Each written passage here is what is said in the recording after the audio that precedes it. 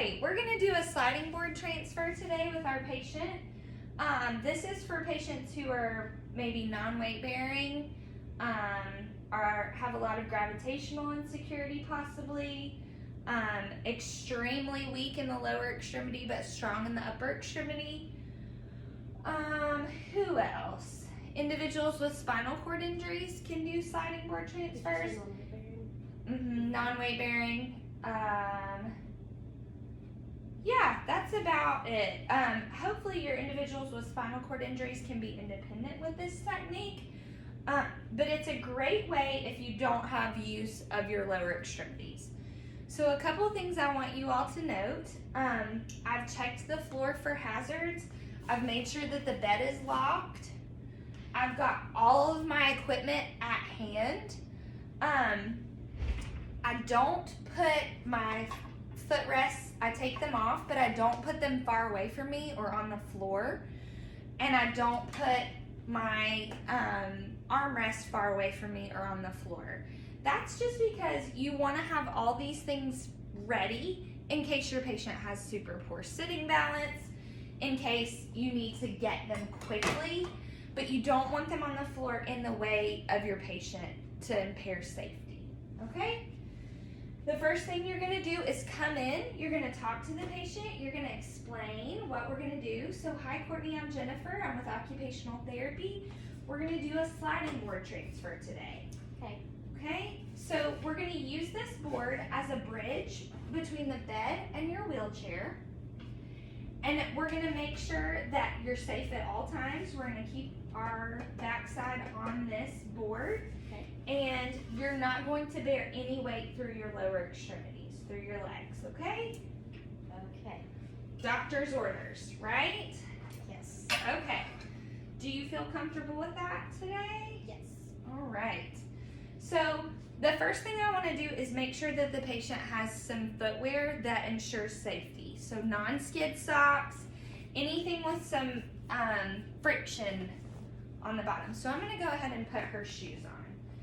And perfect. And if your patient is able to, you want to encourage them to do it themselves. All right. So then we're going to do some bed mobility. I'm going to get my belt on, Courtney.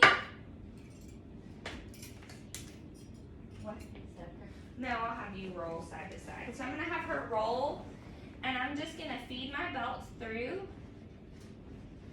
All right, and come on back. Good job. All right. And this is just my just in case belt, Miss Courtney. Okay. You haven't had any abdominal surgeries or anything like that recently? No. All right. It's gonna feel a little tight, but once we get up, it'll loosen. Okay. So you've got the belt on. Then you're gonna do that supine to sit, which we've already shown you how to do. Okay. Another thing that I tend to do is keep the wheelchair at the head of the bed. Depending on what you're working on, if your focus is safety, you want to transfer to the patient's strongest side. If your goal is to really challenge your patient and do like some therapeutic transfer training, you may go to the weaker side. But that's after you get to know your patient a little bit more. So today we're gonna go to Miss Courtney's stronger side, but I keep the wheelchair at the head of the bed just so that when I swing the lower extremity, we're not hitting here, okay? So, Miss Courtney, I'm gonna bring you a little closer to me, and then I'm gonna have you roll onto your side.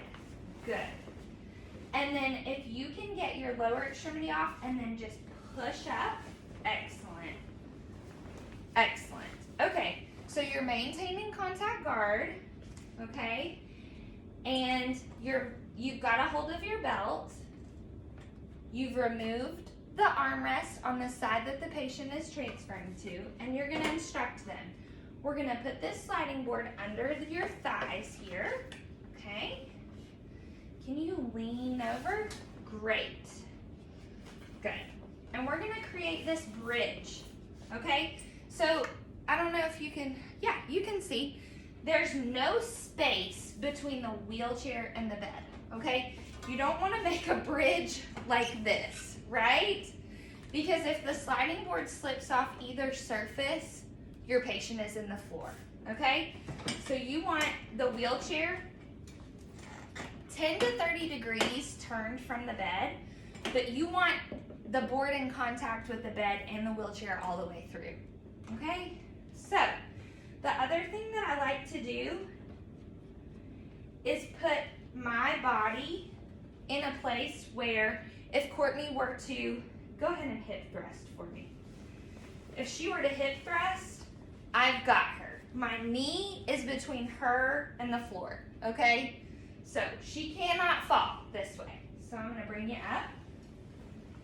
All right, and I'm gonna ask you to reach for this handrail, and then we're just gonna pull ourselves over.